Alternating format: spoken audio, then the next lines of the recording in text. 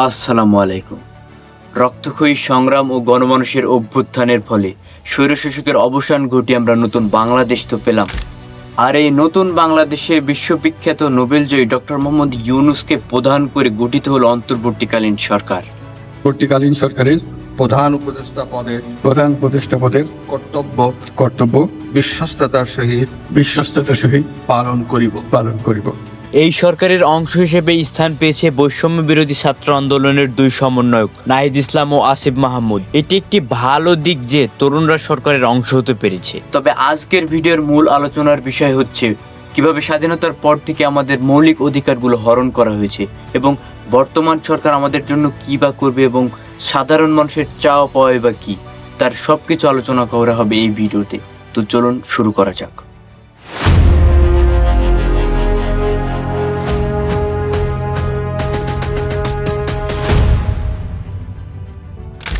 বাংলাদেশ স্বাধীন হওয়ার আগে পশ্চিম পাকিস্তান দ্বারা বিভিন্নভাবে নির্যাতিত, নিপীড়িত ও অধিকার হারা হয়েছে। তাই সাধারণ মানুষ তাদের অধিকার আদায়ের স্বার্থে যুদ্ধ করে দেশ স্বাধীন করলেন, পেলেন নতুন মানচিত্র। কিন্তু দুঃখের বিষয়, স্বাধীনতার 50 বছর পেরিয়ে যাওয়ার পরও বাংলাদেশের মানুষ তাদের মৌলিক অধিকার, মৌলিক চাহিদা পূরণ করতে অনেকাংশেই ব্যর্থ। টানা 15 বছর শেখ হাসিনা সরকার ক্ষমতায় থাকার পর কোটা আন্দোলনে ছাত্রদের তোপের মুখে তাকে পদত্যাগ করতে বাধ্য হয়। হাসিনা সরকারের আমলে দেশে উন্নয়নের নামে হয়েছে সাধারণ মানুষের সাথে প্রতারণা। গরিব অসহায় মানুষ হয়েছে তাদের মৌলিক অধিকার থেকে বঞ্চিত। এই ফ্যাসিবাদী স্বৈর সরকারের পতনে বাংলাদেশের মানুষের মনে আশা জাগিয়েছে তাদের ভোট অধিকার, বাক স্বাধীনতা, মৌলিক অধিকার এগুলোর সবকিছুর মুক্তি পাবে। বাংলাদেশ বর্তমান সরকারের কাছে জনমানুষের কয়েকটাই চাওয়া: তাদের ভোটাধিকার, বাক স্বাধীনতা ও মৌলিক অধিকারগুলোর সঠিক বাস্তবায়ন করা।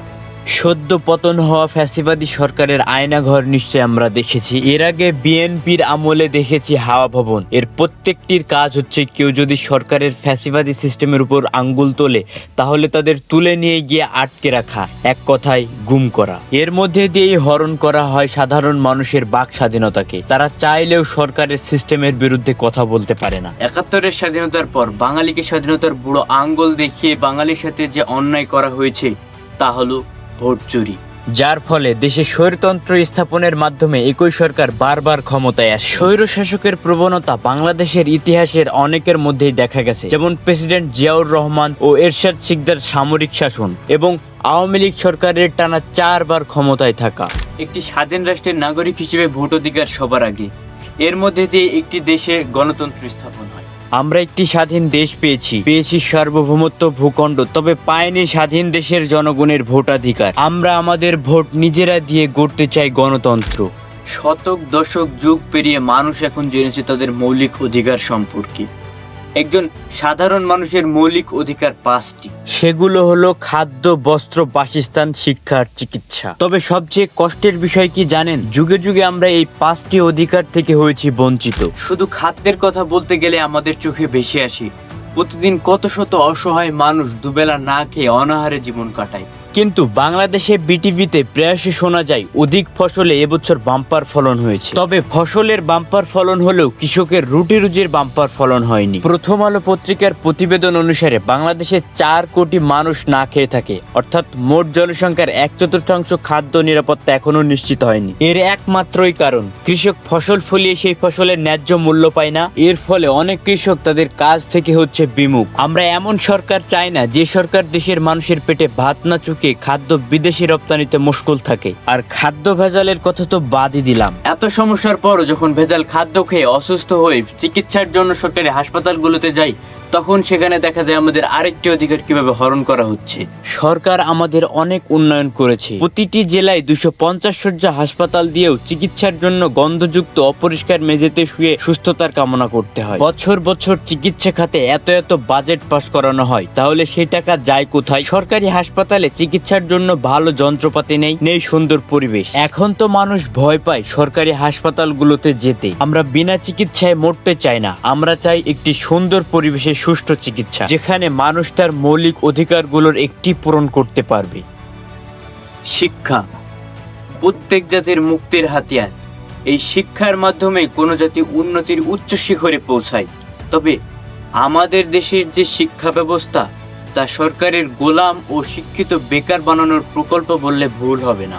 প্রতি বছর বিশাল বড় বাজেট এই শিক্ষা খাতের জন্য বরাদ্দ থাকলেও তার একটিও সঠিকভাবে কাজে লাগে না। বিশ্বের অন্যান্য দেশগুলো যখন শিক্ষাক্ষেত্রে ক্রমশ রোল মডেল, তখন বাংলাদেশ সঠিক কারিকুলামই স্থির করতে পারে। প্রাথমিক থেকে বিসিএস পর্যন্ত পুরো শিক্ষা সিস্টেম আমাদের জন্য যে ফাঁদ তৈরি করে রেখেছে, সে ফাঁদে পা দিলে পুরো জীবনের অর্ধেক বয়স উৎসর্গ করতে হয়। এরপর নিজ দেশে তো চাকরি জোটেই না, বিশ্বজয়ের কথা বাদই দিলাম। এতদিন যে সরকার মনে করে এসেছে এরা যত বেশি পড়ে তত বেশি জানে তত কম মানে। যত বেশি পড়ে তত বেশি জানে তত কম মানে।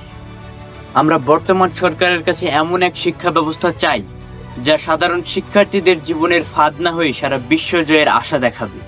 এরপর যে মৌলিক অধিকারের কথা আমাদের মাথায় আসে তা হলো বস্ত্র আর বাসস্থান। আমরা বস্ত্র তথা পোশাক শিল্পে যে বিশ্বে এত সফলতা লাভ করেছি তা মূল্যহীন। কতজন মানুষ দেশের তৈরি বস্ত্র তাদের গায়ে জড়িয়ে আছে। দেশে গার্মেন্টস গুলো এত এত পোশাক তৈরির পরও কেন অনেক মানুষ সেটা পোশাক পরে তাদের জীবনযাপন করে? আমরা এর পরিবর্তন চাই। আমরা দেশের মানুষের পোশাকের চাহিদা পূরণ করে তারপর বিদেশে রপ্তানির কথা ভাববো।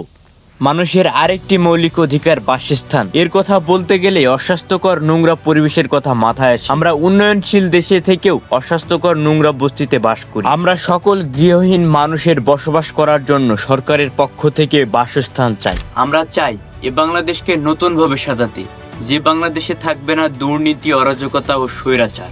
জাতি, ধর্ম, বর্ণ নির্বিশেষে প্রত্যেক মানুষের মৌলিক অধিকারগুলোর সঠিক বাস্তবায়ন চাই।